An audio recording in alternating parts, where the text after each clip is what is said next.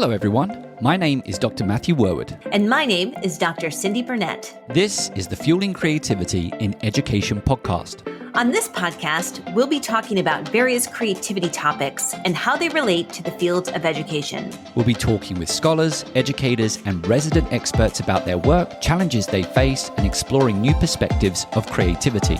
All with the goal to help fuel a more rich and informed discussion that provides teachers, administrators, and emerging scholars with the information they need to infuse creativity into teaching and learning.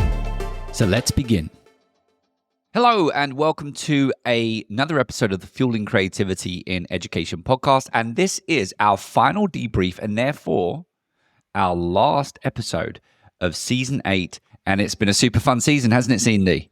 It sure has, Matt. And we have had an incredible season of guests, 12 guests. Actually, we've had more than that because the last few episodes, we've had 2 guests per episode. So I think we've had 14 guests on the show this season. Obviously, with this being a debrief episode, why don't you tell us who our final 3 guests were on the show? We did the first episode on building a collaborative culture and breaking down silos with the principal, Kathleen Scott, and a teacher at the school, Alyssa Matuchniak. And then we did Unlocking Educators' Creative Potential with Rosie, Leonard-Kane, and Alan Morgan, who were from Ireland and run the Innovation Academy for educators over there. And then the third one we did was Creativity in Art, Visualization, and Sense-Making with Dr. Cheryle Yin Lo. So let's talk about it. What was your first insight? My first insight? Well, I think my first insight actually was with Cheryle. I was really interested in that phrase, everything is designed by someone. And of course, you know, it's something that people in design often talk about. But the idea of getting students to just notice more, and I just want to share a story with you, because this is when I first started to think a little bit about everything is designed by someone. And I'm not like an over germaphobe, but I want to wash my hands. I'm at a university. I want to make sure I'm not getting more sick than I have to get sick. And so, you know, when I go to the restrooms, I wash my hands. And of course, you have to open the door, right? And suddenly, this one year, we had this kind of thing at the bottom of the door. I don't know what it's called, but it's like a foot holder. So when you're leaving the bathroom, you get to put your foot and you get to kind of like open up the door. And I was really fascinated. In fact, I was referencing that kind of, in essence, what I saw as an innovation to my students, because it addressed the problem of the fact that after you've washed your hands, you don't have to use the handle to open up the door. But it got me really thinking about the person who designed it. Why did they design it? But then at the same time, I recognized that it was kind of a heavy door. So if you had a sore leg, you know, or you didn't have a strong knee, opening up that door was a little bit tough. It's interesting because everything is designed by someone. There's a story behind everything. And I think within Cheryle's work, getting us to think about it, and more importantly, getting us to teach students to recognize that everything's designed by someone, and then thinking a little bit about the story behind that design, I think is super duper fascinating and obviously really connected to creativity. And Matt, that reminds me of our episode with Edward Clapp from Project Zero, where he talked about participatory creativity and how we continue to build. And if we look at we don't look at the inventor, but we look at the biography of an idea. I loved that episode. It was so mind expanding because I never had thought about sort of an idea. So I have an invention here. And let's just say I have this, you know, if you're watching this on YouTube, I have this little button. It says nailed it. So I have this invention, but this is a series of ideas that were built upon from all different sorts of people. So what was the iteration before this one? And what was the iteration before that? And how did it come to be this? And then how can we improve on that? Yeah, I love that. And I love that connection to Edward Clapp. And I'll be honest with you, I did wonder if you was going to make that connection, because I certainly did as well. And that idea of kind of like the biography of an idea, because we do, we all build on each other. And I think what I really like that putting it into a classroom environment is getting students to notice, let's kind of shift it now and say, just get students to notice all of the different innovations that they interact with every single day. There's a story behind those innovations, but actually they are tasked with furthering those innovations, because as Jonathan Plucker said in one of our episodes, he posed the question, do we ever start with a blank canvas? And so ultimately for our students are going to graduate and they're going to be tasked with going and furthering innovation. And that comes from building upon the ideas that already exist in the world. Matt, I'm so glad you brought up Jonathan Plucker, because I always remember his definition of creativity, which is old stuff plus old stuff equals new stuff. And I really think that 2 of our episodes was about intersection and the intersection between 2 different things and how we might build together things to create new stuff. And I remember in Kathleen Scott and Alyssa Matuchniak's, they were talking about bringing together 2 different disciplines at the school, at the high school, and looking at ways in which they might teach them together.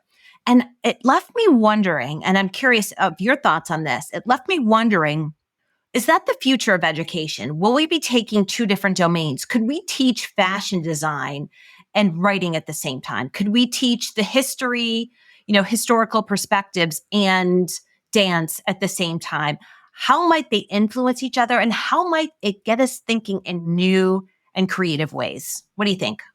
We obviously always talk about interdisciplinary work, but I think what's interesting about your question is this idea of taking one discipline, merging it with another discipline, almost like an ideation strategy for education. Mm-hmm. What happens when you kind of like take the ELA class and merge it with the science class? What happens when you take the math class and merge it with the art class, right? And I think that is super duper fascinating. Do I think education will get ahead in that direction in the short term? No. But, I wonder if there's some connection here with generative AI, because generative AI fill in the potential gaps in knowledge? And therefore, me as an individual, maybe I'm really passionate about art, but now I'm being tasked with, doing an assignment in math class. Maybe I can work with generative AI to assist me with my shortfalls in math as I go and lead the charge with art. I don't know, but that's really, really fascinating, Cyndi. Well, it also reminds me of earlier this season, we had Kristen Lehman, who was talking about artistic mathematic artistry. That's it, mathematic artistry, and sort of teaching math through the arts. So there's another connection. I just feel like this particular season, it's been all about connecting different disciplines and different ways of looking at things. And I know even with Dr. Cheryle Yin Lo, she was talking about using arts in the sciences and how can we teach science using some art methodologies. I mean, I was fascinated, first of all, with Kristen's episode because of this idea of mathematical artistry. Art, science, we probably do think a little bit about those, but I've never really thought about this idea of mathematical artistry. Of course, I have no doubt that there's listeners who are saying, are you serious? I've thought about that for years, but I didn't. And I was really fascinated with Kristen's work. I think the examples that Kristen brought in her episode, and I feel like now we're talking about, another episode, but the examples that she brought, if someone hadn't assisted me in seeing the mathematical connections that were being made, I would have only exclusively seen them as art, maybe design, maybe technology. But she came at it from that mathematical perspective and viewed these artifacts completely from math and saw opportunities to teach math through them. So the other question is, maybe there's a case of, should every teacher have more than one domain? Because or learn more than one subject, right? Because if we are just taught to learn to be a math teacher and see and perceive everything in the math curriculum and the math standards, then maybe we do limit ourselves on forging some of these connections that I think you're talking about. What if every teacher training program, you have to have a minor, right? So you've got to say, right, you got to be trained in math, but you've also got to have a minor in training in another discipline to teach as well. I mean, that would be fascinating. That would be fascinating. I'm sure every teacher listening right now is like, no, please.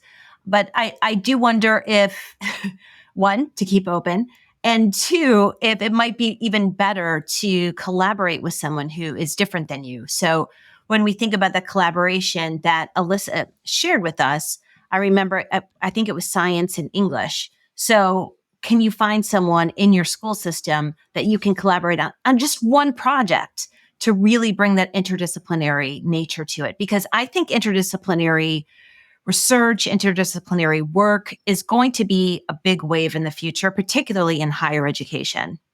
Absolutely. And just to stay on that episode with Alyssa and Kathleen, I remember having a conversation. I remember that part of the episode, and I had asked her, does she kind of look at potential disciplines that can come together, right? And forging connections with disciplines, or does she prioritize looking at the teachers and what teachers are likely to work well together? Right. And she said she primarily looked at the teachers and whatever discipline they were, so be it, right? So the personality factor probably is something to think about as well when bringing disciplines together. And I think finding a partner like that, you have to be willing to take the risks together to know that you're going to be able to collaborate and show that collaboration to your students, which is also brings a lot of benefits, right? So if you can show your students how you can work together. I remember, actually, Matt, you were a student in one of my courses. I think it was 10, 13 years ago, maybe. Yeah, probably, yeah. And I was team teaching a course with my colleague, Dr. Susan Keller-Mathers, who was on the first season of the Fueling Creativity and Education podcast. And I loved working with Sue. We had such great synergy together. And while we were teaching the same thing, most of our students responded with, this shows us a really good model of collaboration and working in teams versus just having a silo person teaching just one person. Yeah, and I think we probably, in our conversation, are transitioning a little bit to that idea of silos and working within a team. But I think for some listeners right now, they probably are saying, I already do this. What I'm interested to hear is whether or not you work in a school with a large faculty community. Because I think sometimes with larger schools, obviously I'm thinking a little bit about large high schools where maybe there's anywhere from 1,000 plus students. You have lots of math teachers, you have lots of ELA teachers, time's limited. There's lots of information that you have to get out, which is very kind of like domain or discipline specific or departmental specific, and therefore it makes sense to have all the math teachers meeting at this time and all the English teachers meeting at this time and all of the history teachers meeting at this time. And that's when you start getting those silos. It's why when you start getting kind of like, the vocabulary, it's only shared within that small group. Ideas are only shared within that small group. And so I suppose to take this conversation and throw it out there as a question is, how do you build those interdisciplinary connections at these kind of larger high schools where there might not be as many opportunities to meet within the current system of professional development or teacher prep hours? Because I think that's probably a bigger challenge than maybe some of the smaller schools. Yeah, I agree, Matt. I think that's a really good problem that could be potentially solved, but would need a little bit of fleshing out and problem solving. So before we move on, let's throw it out there. Yeah. If you're working on a high school project, I'm defaulting to the fact that I'm seeing this environment more likely to be at the high school level. But if you're working at a large school where, typically, you see your colleagues working and interacting within their respective subjects, but somehow you've been able to crack this and actually develop a project, or maybe you're working on a project or a project's come into your school, which is forcing different disciplines to work together, reach out. Let's bring you on the show and have a conversation and see if you can kind of assist us in seeing how we can make this work within the current system of K through 12 education. Do you want to bring more creative and critical thinking into your school? Look no further than our podcast sponsor, Curiosity to Create. Curiosity to Create is a nonprofit organization dedicated to engaging professional development for school districts and empowering educators through online courses and personal coaching. And if you're craving a community of creative educators who love new ideas, don't miss out on their Creative Thinking Network. Get access to monthly webinars, creative lesson plans, and a supportive community, all focused on fostering creativity in the classroom. To learn more, check out curiositytocreate.org or check out the links in the show notes for this episode.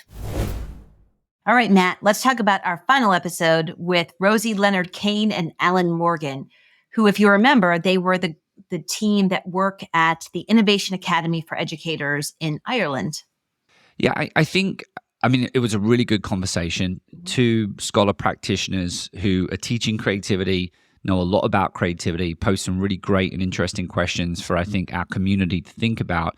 For me, that relationship with entrepreneurship, they specifically said they're talking about entrepreneurial mindset, which is important, I think, because obviously entrepreneurialism does have a kind of like a distinct discipline and typically associated with kind of like obviously designing a business, and you're thinking a little bit about money and organization on all of those things. But the idea of an entrepreneurial mindset, I think, does have a very close relationship with creativity. They kind of said that they try and avoid the E word and really just focus on what exists within that entrepreneurial mindset, which is that curiosity and imagination and the value piece, because obviously, you're trying to produce something of value. But I feel like it took us back to that discussion that you and I have had a couple of times. I know we dedicated, I think, one debrief primarily centered around like semantics around creativity. But I was wondering if that kind of like sparked up anything for you. You know, is it innovation? Is it creativity? Is it entrepreneurship? Is it another word? Does it even matter if we call it a thing, right?